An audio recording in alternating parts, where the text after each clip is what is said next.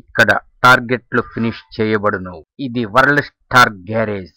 ఎవరి గురించి ఎవరి టార్గెట్? దేవర సినిమా 7 రోజులకి 405 కోట్ల పోస్టర్ బయటికి వచ్చేటప్పటికి భయం పుట్టింది ట్రోలర్స్ కి. ఏమిటి ర్యాంపేజ్? ఇది మామూలు ర్యాంపేజ్ కాదమ్మా, మాస్ ర్యాంపేజ్. అందరికీ అర్థమైపోయింది. వరల్డ్ స్టార్ జూనియర్ ఎన్టీఆర్ గానే ఒక్కసారి రంగంలోకి దిగితే సెంటిమెంట్లు ఆయింట్మెంట్లు అన్నీ బ్రేక్ అయిపోతాయి అమ్మో.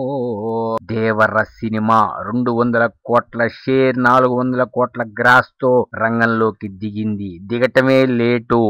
వీర బ్యాటింగ్ మామూలు కాదు. రోహిత్ శర్మ సిక్సర్లని ఫుల్ షాట్లు ఎలా అలవకగా కొడతాడో అదే విధంగా ఇక్కడ వరల్డ్ స్టార్ జూనియర్ ఎన్టీఆర్ టార్గెట్లను కొట్టేస్తున్నాడు. అన్ని అవుట్ ఆఫ్ కవరేజ్ ఏరియాకి వెళ్ళిపోతున్నాయి. గమనించారో లేదో, చాలా మంది పనిగట్టుకొని రకరకాలుగా ప్రచారాలు చేశారు. అయినా సరే వాళ్ళు ఇప్పుడు నోళ్లు మోసుకొని మనకెందుకులే, అమ్మో వరల్డ్ స్టార్ ని టచ్ చేస్తే మనకన్నీ వాతలే అనుకుంటూ వెళ్ళిపోతూ ఉన్నారు. చూశారో లేదో, 405 కోట్ల పోస్టర్ రిలీజ్ చేశారు ఎన్టీఆర్ ఆర్ట్స్ వారు మరియు యోసుధ ఆర్ట్స్ వారు. అంతే, ఒక్కసారి ప్రకంపనలు వచ్చేసినాయి. ఒక్కసారే కాదమ్మా, కొన్ని కోట్ల సార్లు వస్తున్నాయి కొంతమంది గుండెల్లో. ఏమిటి, మనమేమనుకున్నాం ఆచార్య డిజాస్టర్, మరి కొరటాల నెక్స్ట్ సినిమా ఎన్టీఆర్ తో ఇది డిజాస్టరే.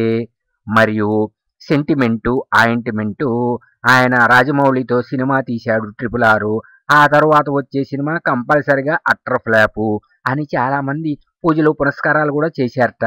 కానీ వారందరి అంచనాలని తలకిందులు చేస్తూ ఇప్పుడు దేవర సినిమా 400 కోట్ల టార్గెట్ ని ఫినిష్ చేసేసిందమ్మా. అటు షేర్ టార్గెట్, ఇటు గ్రాస్ టార్గెట్ కంప్లీట్ అయిపోయినాయి. ఇంకా 500 కోట్ల క్లబ్ లో నేడో రేపో చేరుతుంది.